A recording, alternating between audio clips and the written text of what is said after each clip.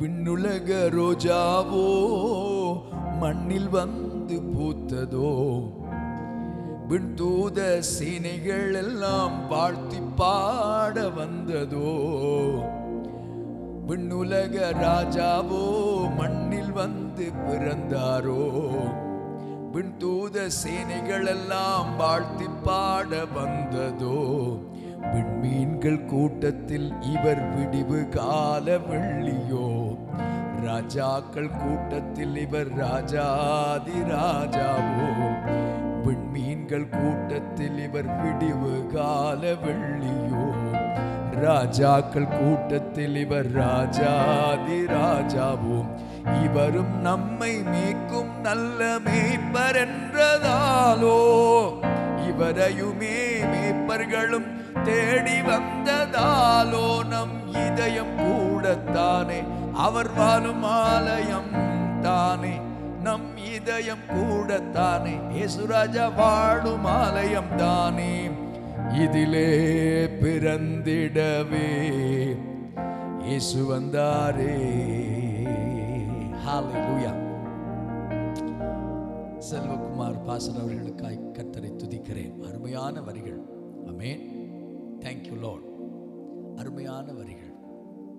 சரி, ஆண்டவராகிய இயேசு கிறிஸ்துவுடைய பிறப்பை குறித்து மத்தேயு, மார்க்கு, லூக்கா, யோவான் என்கிற புஸ்தகங்கள் முழுவதிலும் சொல்லப்பட்டிருக்கிறது. குறிப்பாய் மத்தேயு, லூக்கா, யோவான் அந்த புஸ்தகங்களில் சொல்லப்பட்டிருக்கிறது.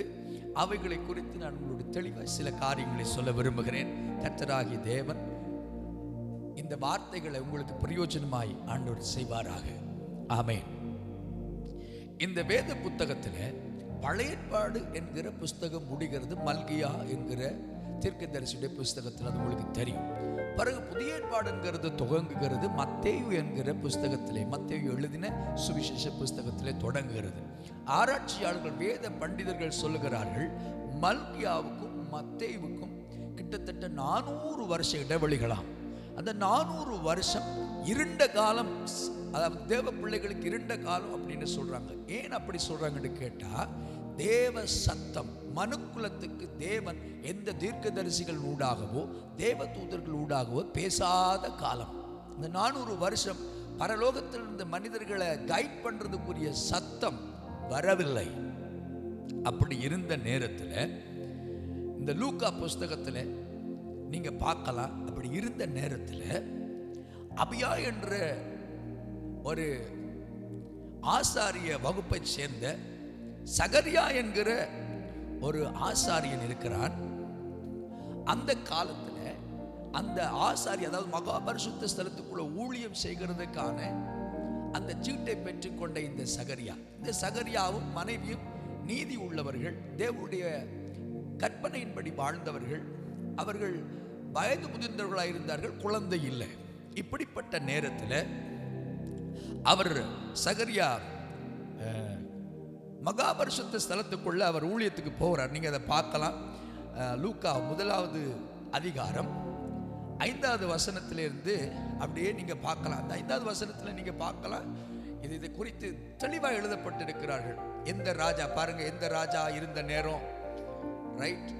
அந்த நேரத்தில் சகரியா எந்த வகுப்புல ஆசாரியத்துவ ஊழியத்தை செய்தாரு, அப்படி திட்டமா தெளிவா கவனிங்க. இயேசு கிறிஸ்துவுடைய பிறப்பு என்பது ஒரு கட்டுக்கதையோ அல்லது ஒரு ஒரு ஒரு ஒரு கதையாசிரியர் எழுதின கதை அல்ல. அது வரலாறு. அதுவும் நேச்சுரல் வரலாறு அல்ல, தெய்வீக வரலாறு. இந்த உலகத்தை படைத்தவருடைய வரலாறு. ஆமென். இயேசு கிறிஸ்துவுடைய பிறப்புன்றது ஏதோ நாங்கள் சாதாரணமாக கொண்டாடுகிற, ஊராய் போய் நாங்கள் கொண்டாடுகிற, அதாவது எல்லாருமே, அதாவது சபைகள் எல்லாம் வரலாற்றை கொண்டாடுறாங்க. மற்றவர்கள் எப்படி பார்க்குறாங்கன்னா, இந்த நாட்களில் இவங்க எப்படி தாப்பா ஊரெல்லாம் போய் அப்படியே கொண்டாடுவாங்க. இல்லை, இது வரலாற்று முக்கியத்துவம் வாய்ந்த விஷயத்தை தேவ பிள்ளைகள் கொண்டாடுகிறார்கள். அது அப்படியே எழுதப்பட்டிருக்கிறது. இப்படியான ஒரு விஷயத்தை நீங்க வேற எங்கேயும் யாரை குறித்தும் எழுதி இருக்கிறத காண மாட்டீங்க. ரைட்? நான் சீக்கிரமாய் சொல்லிக்கொண்டு போகிறேன். ரைட்? 7வது வசனத்திலிருந்து பார்த்தா, அவர் அப்படியே எலிசபெத்தை குறித்து சொல்லுது, அவருடைய மனைவியாகிய எலிசபெத்தை குறித்து சொல்லுது. பிறகு பார்த்தீங்கன்னா அவர்கள் தேவ ஊழியம் செய்கிறதுக்கு அந்த ஸ்தலத்துக்குள்ள அவர் போகிறார். போகும்போது பாருங்க 10வது வசனம், 1வது அதிகாரம் 10வது வசனம். தூபம் காட்டுகிற வேளையிலே ஜனங்கள் எல்லாம் வெளியே இருக்கிறாங்க. அப்பொழுது தேவதூதன் ஒருவன் பலிபீடத்தின் வலது பாசத்தில் நின்று யாருக்கு? சகரியாவுக்கு தரிசனமாகி சகரியாவோடு கூட இயேசு கிறிஸ்துவின் பிறப்பை முன்னறிவிக்கிறதற்கு வந்த, ஏசாயா புஸ்தகத்திலே சொன்ன முன்னறிவிக்க வந்த, பாருங்க முன்னறிவிக்க வந்த யோவானை குறித்து, ரைட், யோவானை குறித்து அவன் பிறக்க போறதை குறித்து சொல்றதுக்கு 400 வருஷங்களுக்கு பிறகு முதல் தேவதூதனால், கேப்ரியல் என்கிற தூதனால் சகரியாவுடைய கண்களுக்கு முன்பதாய் தோன்றி அவருடைய காது கேட்க சொல்லப்படுகிறது. அல்லேலூயா, ஆமென். ஒவ்வொன்றும் தேவனுடைய தீர்க்க தரிசனங்கள் நிறைவேறும்படி நடக்கிறது. அப்படி சொல்லப்பட்டு அவர் வந்து பிறக்கிறார், ரைட். அப்படி சகரியா தன் தேவனுடைய சத்தத்தை கேட்டது உங்களுக்கு தெரியும். அது விசுவாசிக்காத போது அவன் ஊமையாக்கப்படுகிறான். பிறகு அவன் வீட்டுக்கு போகிறான். வீட்டுக்கு போய் அவன் அங்கே இருக்கும்போது அவருடைய மனைவி கர்ப்பவதி ஆகிறார். அப்படி இருக்கும்போது சரியா கவனிங்க, சரியா அந்த நாட்களுக்கு பிறகு 5 மாசங்களுக்கு பிறகு, ரைட், 6வது மாதத்தில் 5 மாசம் அப்படியே அவ கர்ப்பமாகி வெளிப்படாமல் இருக்கிற சகரியாவுடைய மனைவி 6ஆம் மாதத்தில் அதே கேப்ரியல், அல்லேலூயா, 2வது சத்தம் உண்டாகுது. மரியாளை போய் சந்திக்கிறார்கள். அல்லேலூயா, பாருங்க இடத்திலிருந்து எல்லாமே குறிப்பா எழுதி இருக்கு, கவனிங்க.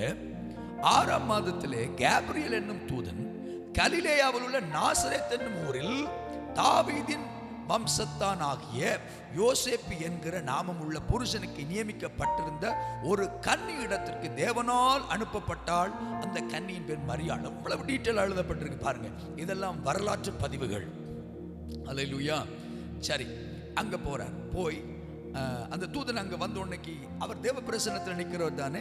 தேவருடைய மகிமை அந்த இடம் முழுவதும் பிரகாசிக்குது. அவர் மரியாளை பார்த்து ஒரு விஷயத்தை சொல்றார். கிருபை பெற்றவளே வாழ்க, கர்த்தர் உன்னுடனே இருக்கிறார், ஸ்திரீகளுக்குள்ளே நீ ஆசீர்வதிக்கப்பட்டவர். இந்த வார்த்தை வேறு யாருக்கும் சொல்லப்படாத வார்த்தை, மரியாளுக்கே உரிய வார்த்தை. ஹல்லேலூயா. அவள் கிருபை பெற்றவள். இந்த உலகத்துல இதுக்கு முன்னுக்கு பிறந்ததும் இதுக்கு பின்னுக்கு பிறந்ததுமான அநேகரை விட, எல்லா பெண்களை விட இவள் வெளியேற பெற்றவள். ஆமென்.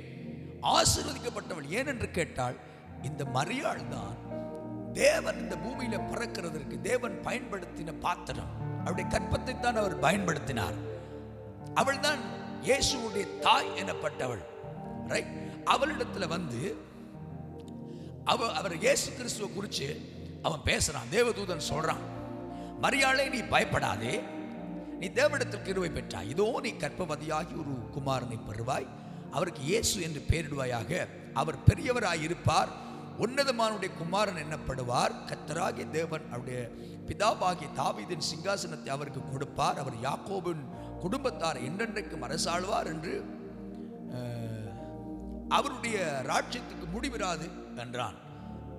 இயேசு கிறிஸ்துவை குறித்து என்ன சொல்றார் பாருங்க. இவர் வாக்குத்தத்தம் பண்ணப்பட்டவர், ரைட். இவர் தாவீதின் சந்ததியில பிறக்க போறவர், அவருக்கு இயேசு என்று பெயரிடுவாயாக. அவர் ஏன்னா மக்களுடைய பாவத்தை சுமக்கிறவர், ரைட். மக்களுடைய பாவத்தை சுமந்து தீர்க்கும்படி இந்த பூமிக்கு வந்தவர், பரிசுத்த வித்து, ரைட். அதற்கு அவள் நான் புருஷனை தெரியாது அந்த மாதிரி சொல்லும்போது 35வது வசனத்துல அவர் சொல்றாரு, ரைட். தேவதூதன் அவளுக்கு பிரதி உத்தரமாக, பரிசுத்த ஆவி உண்மையில் வரும், உன்னதமானுடைய பலன் உண்மையில் நின்றும், அப்பொழுது உன்னிடத்தில் பிறப்பது பரிசுத்தம் உள்ளது தேவனுடைய குமாரன் எனப்படும். இந்த வசனத்துக்கு நான் பின்னாடி வாரேன். இந்த வாழ்த்து செய்தி சொல்லிட்டு கேப்ரியல் மரியாளை விட்டு புறப்பட்டு விட்டாள். அப்படி மரியாளை விட்டு புறப்பட்டு போய்விட்டான். அப்படி போனதுக்கு பிறகு மரியாள் இந்த எலிசபெத்தை குறித்து அவர் சொல்லும்போது சொல்றார், ரைட். 36வது வசனத்தை பார்த்தீங்கன்னா, உன் இனத்தாளாகிய அப்படின்னா இவ யாரு? மரியாள் வந்து லேவி கோத்திரத்தை சேர்ந்தவன். சரி, இனத்தாள் யாரு? எலிசபெத். அவதானே 6 மாசத்துக்கு முன்னுக்கு கர்ப்பமானா, தன்னுடைய என்னது சகரியா என்கிற கணவனால கர்ப்பமானா யோவான் இந்த பூமிக்கு வர்றதுக்கு அவர்களைத்தானே கர்த்தர் பயன்படுத்தினாரு. ஸோ இதை சொன்ன உடனே இவா தீவிரமாக எழுந்து, ரைட், அந்த நாட்டுக்கு போறா. அது 39 பார்க்கலாம். மரியாள் எழுந்து மலைநாட்டிலே யூதேயாவில் உள்ள ஒரு பட்டணத்தில் தீவிரமாய் போய் சகரியாவின் வீட்டுக்குள் பிரவேசித்து எலிசபெத் வாழ்த்து நேர போறாங்க. எல்லாமே தெள்ள தெளிவா எழுதியிருக்கு பாருங்க. அங்க போய் வாழ்த்துறா. வாழ்த்தின உடனே இவ பரிசுத்த ஆவியினால நிறைஞ்சு இவ தீர்க்க தரிசனம் சொல்ல விழிக்கிட்டா. கவனிங்க பாருங்க, ஸ்திரிகளுக்குள்ள இவளுக்கு தெரியாது இவள் இயேசு கிறிஸ்துவை சுமக்க போகிறாள் என்று.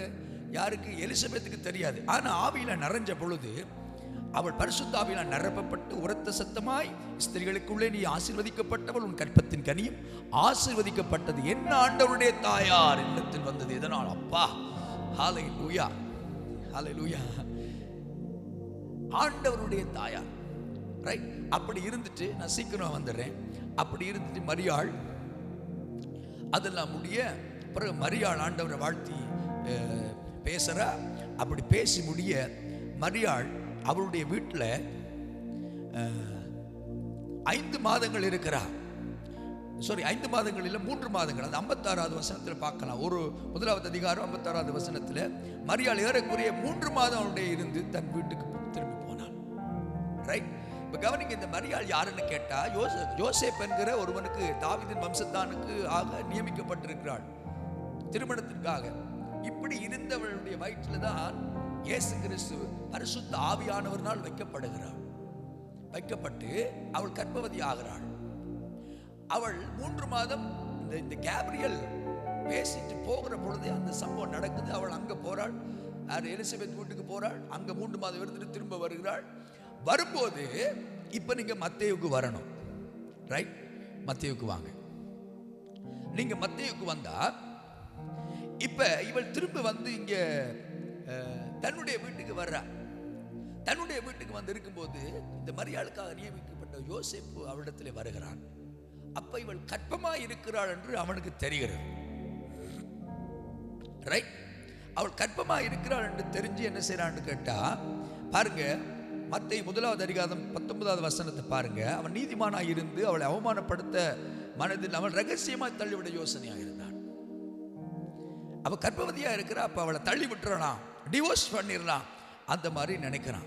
அப்போ அன்னைக்கு ராத்திரி 20வது வசனம், இப்படி சிந்தித்துக் கொண்டிருக்க கர்த்தருடைய தூதன் சொப்பனத்திலே அவனுக்கு காணப்பட்டு, தாவீதின் குமாரனாகிய யோசேப்பே, உன் மனைவியாகிய மரியாளை சேர்த்துக்கொள்ள ஐயப்படாதே, அவளிடத்தில் உற்பத்தியா இருக்கிறது பரிசுத்த ஆவியினால் உண்டானது. மனுஷனால் நீ நினைக்கிற மாதிரி இவள் விபச்சாரத்தினால கர்ப்பவதி ஆகல.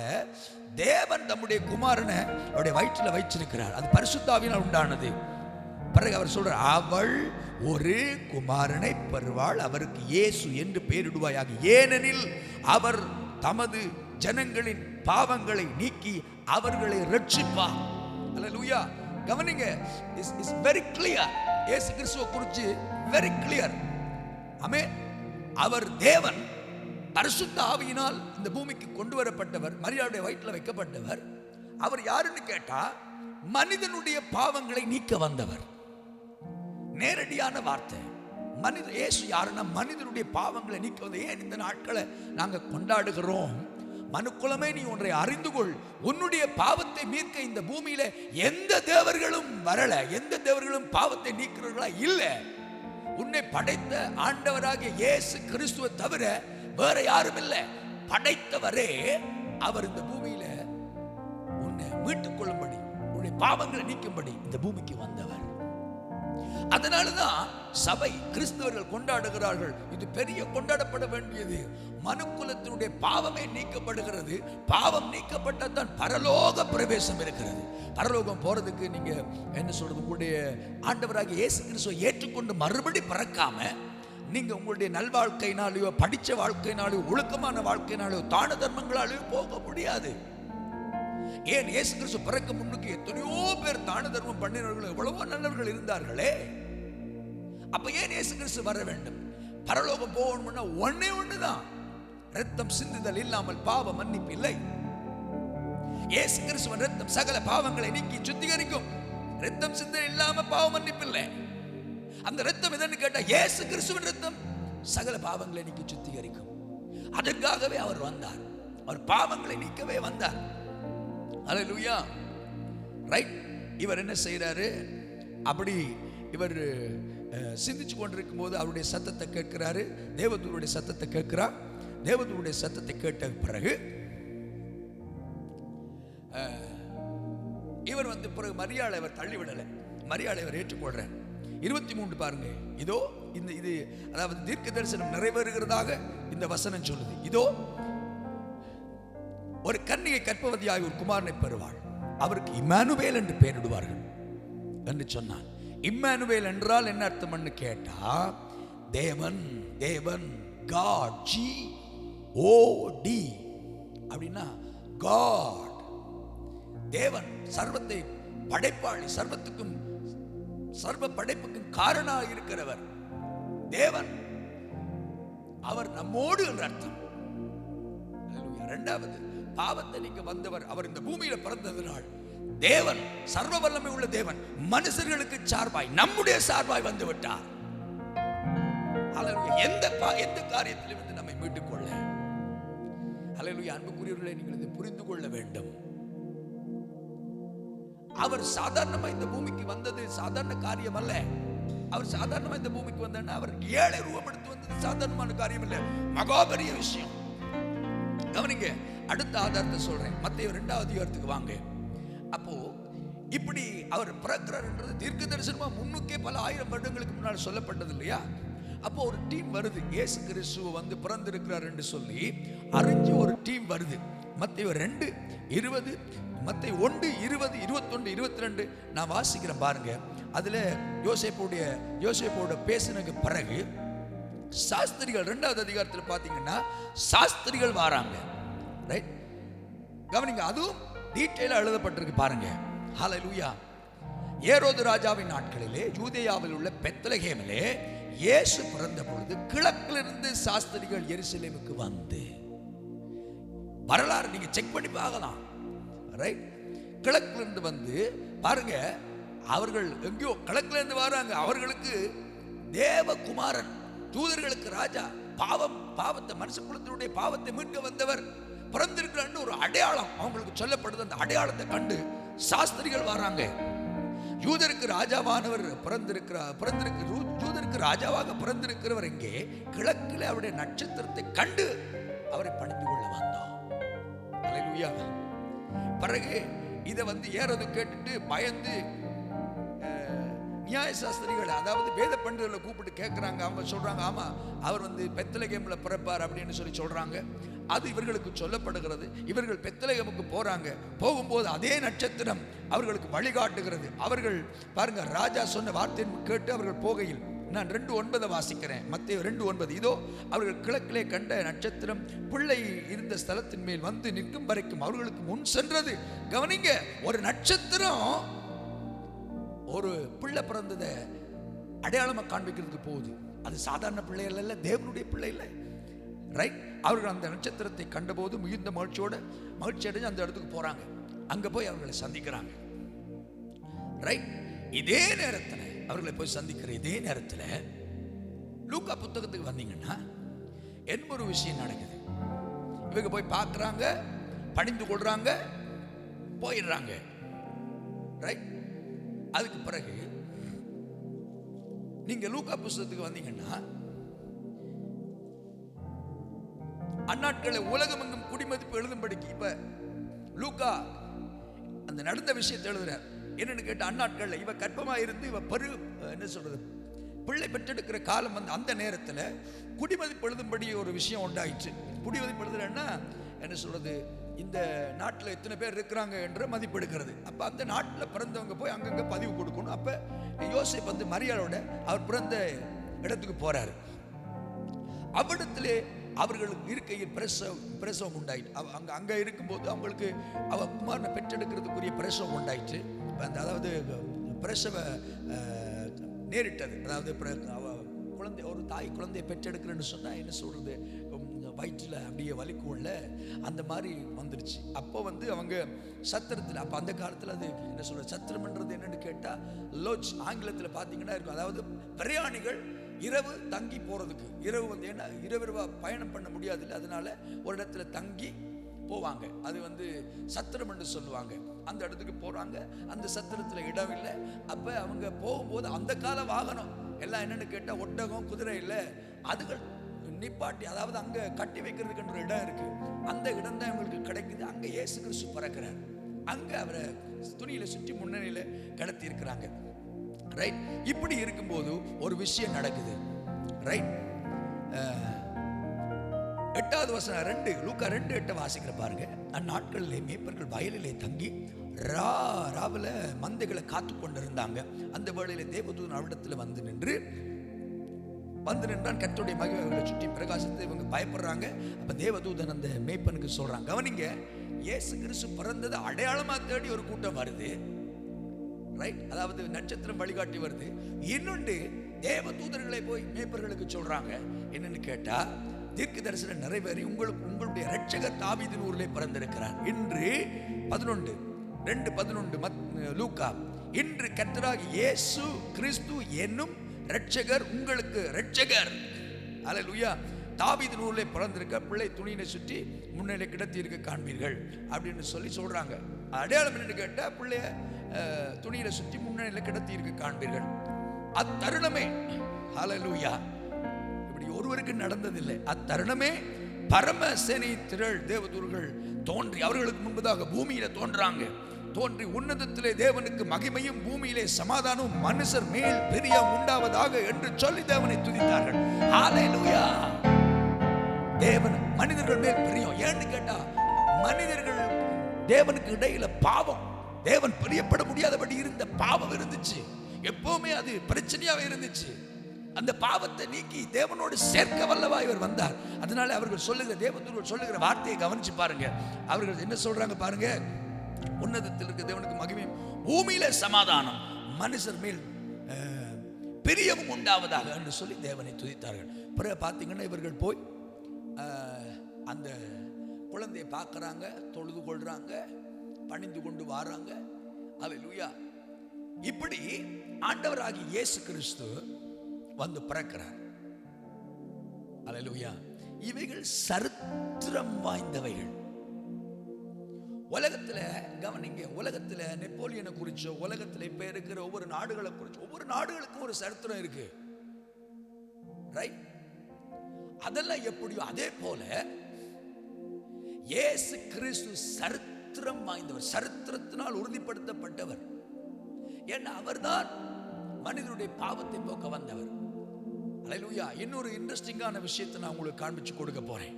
இப்படி வந்து மரியாளுடைய வயிற்றுல குழந்தையா வந்து பிறந்தவர் யார் தெரியுமா? ஹல்லேலூயா. இயேசு குறித்து 1000 பேர் எதெல்லாம் சொல்றீங்க. அவர் யார் தெரியுமா?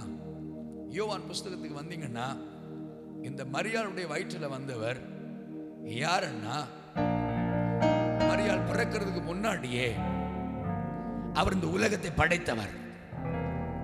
1வது வசனம் சொல்லுது, ஆதியிலே வார்த்தை இருந்தது, அந்த வார்த்தை தேவனிடத்தில் இருந்தது, அந்த வார்த்தை தேவனாயிருந்தது. அவர் தேவனோடு இருந்த அந்த அவர் என்றது கிறிஸ்து. அவர் இந்த உலகத்தை படைச்ச அவர். ரைட். அவர் ஆதியிலே தேவனோடு இருந்தார். கவனிங்க, வார்த்தையா இருந்தவர், தேவனா இருந்தவர், தேவனோடு இருந்தவர். அவர் சகலமும் அவர் மூலமாய் உண்டாயிற்று.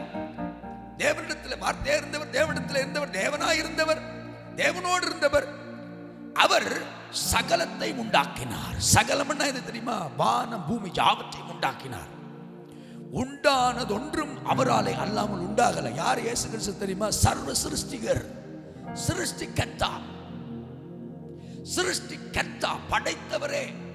மனிதனை மீட்கும்படி அவன் பாவத்தில் விழுந்து போனான் சத்ருவினாலே. அப்படி விழுந்து போன பொழுது அவன் தேவனுக்கு விரோதமான பெரிய பெரிய பாவங்கள், கொலையில இருந்து எல்லாமே பண்றாங்க.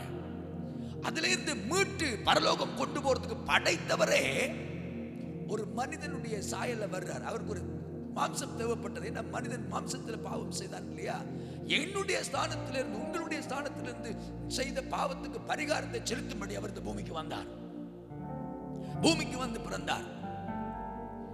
ஆண்டவராகிய இயேசு கிறிஸ்து சாதாரணமானவர் அல்ல. அவர் பிறக்க முன்பதாகவே சர்வத்தை படைத்த சர்வ சிருஷ்டிகை கர்த்தா, சர்வ சிருஷ்டிக்கு கர்த்தா, சர்வ சிருஷ்டிகராகிய கர்த்தா. அல்லேலூயா. உண்டானதில்லை, அவரால் எல்லாம் உண்டாகவில்லை.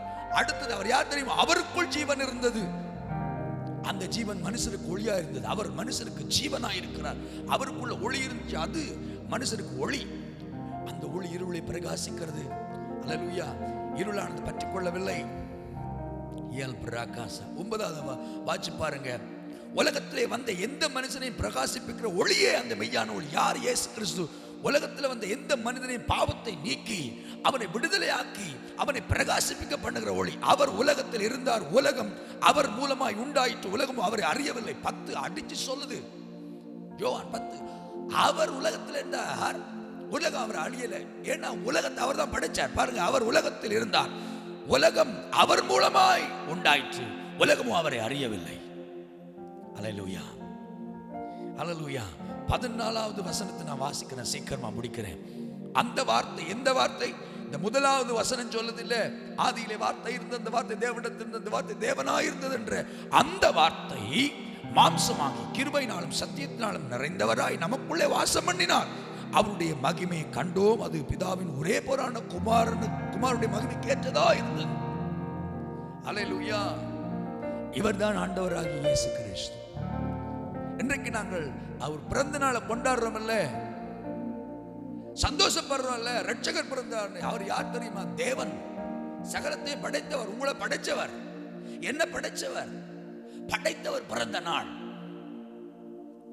இவரை நம்பினதான் உங்களுடைய பாவத்திலிருந்து விடுதலை. ஏன்னா அவர் மனிதனுடைய பாவத்தை நீக்கி ரட்சிக்க வந்தவர். அவர் வந்ததினால் தான் தேவன் நம்மோடு, அவர் வந்ததினால் தான் மனுஷன் மேல் தேவனுக்கு பிரியம் உண்டாயிற்று. என் அன்புக்குரியவர்களே, இந்த நாள் சாதாரணமான நாள் அல்ல. உலகம் மிக சிறப்பாக கொண்டாடி தேவனை துதிக்க வேண்டிய நாள், மனுக்குலமே துதிக்க வேண்டிய நாள். அது நீங்க என்ன சொல்றது, இந்துவா இருக்கலாம், முஸ்லிம்களா இருக்கலாம், புத்த மதத்தை சார்ந்தவர்களா இருக்கலாம், கிறிஸ்துவ மதத்தை சார்ந்த, உலகத்தில் இருக்க எந்த மதத்தை சார்ந்தவர்களா இருக்கலாம், உங்கள் எல்லாரையும் படைத்தவர் ஒருவரே, அவர்தான் தேவன். அவர் நாமம் இயேசு என்று இந்த வேத புஸ்தகம் தெளிவாய் சொல்லுகிறது. நீங்க இந்த நாளை கொண்டாடணும் என் அன்புக்குரியவர்களே. ஹல்லேலூயா. இந்த நாள் அதுதான். இதுதான் தேவன் ஆண்டவராகிய இயேசு கிறிஸ்து பிறந்த நாள், சர்வ சிருஷ்டிகர் பிறந்த நாள். உங்களுக்கு புரியுதா? ஒரு மனிதன் பிறக்கல. யூதர்களிடத்தில் அது யூதர்களுடைய கடவுள் தானே பிறந்தார், இல்லை, மனு குலத்தினுடைய கடவுள். அவர் யூதர்களை தான் இந்த பூமிக்கு வர்றதுக்கு யூதர்களை அவர் தெரிஞ்சு கொண்டார். ஆபிரகாமை தெரிஞ்சு கொண்டு அந்த சந்ததியில வந்தார். தனக்கு தான் இந்த பூமிக்கு வர்றதுக்கு ஒரு சந்ததியை தெரிஞ்சு கொண்டு வந்தார். ஒருவேளை ஆண்டவருடைய கிருபையினால யூதர்களை தெரிஞ்சு கொண்ட, ஒருவேளை அந்த நேரத்தில் தேவன் வேற யாரையும் தெரிஞ்சு கொண்டிருப்பார். முஸ்லிம்களை தெரிஞ்சு கொண்டிருப்பார், தமிழர்களை தெரிஞ்சு கொண்டிருப்பார், என் சிங்கள ஜனங்களை தெரிஞ்சு கொண்டிருப்பார். அவருடைய கிருபையினாலே அந்த நாட்கள் அவர் தேவன் தெரிந்து கொண்டது யூத ஜனங்களை. தயவு செய்து அவர் யூதர்களுடைய தேவன் என்றாதீங்க, வெள்ளக்காருடைய தேவன் என்றாதீங்க. உங்களுடைய தேவன், உங்களுடைய தேவன், உங்களை படைச்சவர், உங்களுக்காக பிறந்த நாள். என் அன்புக்குரியவர்களை, அவரை நீங்க நம்புனீங்கன்னா, அவர் எதற்காக பிறந்தாரோ, மனிதனுடைய பாவத்தை நீக்கி சுத்திகரிப்பார். அவரை நம்புனீங்கன்னா உங்கள் பாவம் நீங்கி சுத்திகரிக்கப்படுவீர்கள். அதனுடைய விளைவு என்ன தெரியுமா? நீங்கள் நித்திய ஜீவனை அடைவீர்கள், பரலோகம் செல்லுவீர்கள். உங்கள் பாவ தோஷம் நீங்கும், சாப தோஷம் நீங்கும், நீங்கள் பரலோகம் செல்லுவீர்கள். உங்கள் வாழ்க்கை செழிக்கும், உங்கள் பிள்ளைகள் செழிப்பார்கள், நன்மைகளால் நிறைந்திருப்பீர்கள். அல்லேலூயா. அவரை விசுவாசித்தா நீங்க தேவனுடைய அனுப்பினவருடைய மகிமையை காண்பீர்கள். குமாரனை அனுப்பினார்கள் இந்த பூமிக்கு இரட்சகரா, அவருடைய மகிமையை காண்பீர்கள். God bless you. இந்த நற்செய்தி உங்களுக்கு அறிவிக்கத்தான் இந்த நாளில் நான் வந்தேன். இது வரலாற்று பதிவு, உலகத்தின் பதிவு மாத்திரம், தெய்வீக பதிவு. நம்புங்க, உங்களுக்கு நித்திய ஜீவன் உண்டு, நித்திய வாழ்க்கை உண்டு. God bless you. ஆண்டவர் உங்களை ஆசீர்வதிப்பாராக, ஆண்டவர் உங்களை ஆசீர்வதிப்பாராக, ஆண்டவர் உங்களை ஆசீர்வதிப்பாராக. ஆமென், ஆமென். நான் உங்களுக்காக ஒரு விஷயம் ஜெபிக்கட்டா? பரலோக பிதாவே, சர்வ சிருஷ்டிக்கு எஜமானனே, பிள்ளைகள் மாம்சத்தையும் இரத்தத்தையும் உடையவர்களாய் இருக்க நீரும் மாம்சத்தையும் இரத்தத்தையும் உடையவராய் ஆனீரே. ஆண்டவரே, மரண பாவத்தில் இருந்தவர்களை விடுதலையாக்க நீர் ஆண்டவர் விடுதலை கொடுக்கிறதுக்காகவே வந்தீரே. இப்பொழுதும் நான் செபிக்கிறேன், இந்த வீடியோ பார்க்கிற உலகம் முழுவதும் இருக்கிற படைப்பாய் இருக்கிற அத்தனை பேரை உங்களுடைய கருத்துழைப்பு கொடுக்கிறேன். அத்தனை பேருக்காக மரித்தவரே, அவர்கள் ஆண்டவர் உங்களை கண்டுகொள்ள அவருடைய கண்களை திறந்தருளும், உணர்ந்து கொள்ள இருதயத்தை திறந்தருள், அண்டர்ஸ்டாண்ட் பண்ண அந்த கிருபை நான் நிரப்போம். அவருடைய பாவதோஷம் நீங்கி சாபதோஷம் நீங்கி அவர்கள் சுகமாக இருக்கட்டும், ஆசீர்வாதமாக இருக்கட்டும். இயேசுவின் நாமத்தில் இவர்களுக்காக ஜெபித்து இவர்களை ஆசீர்வதிக்கிறேன். என் ஜீவனுள்ள நல்ல தூய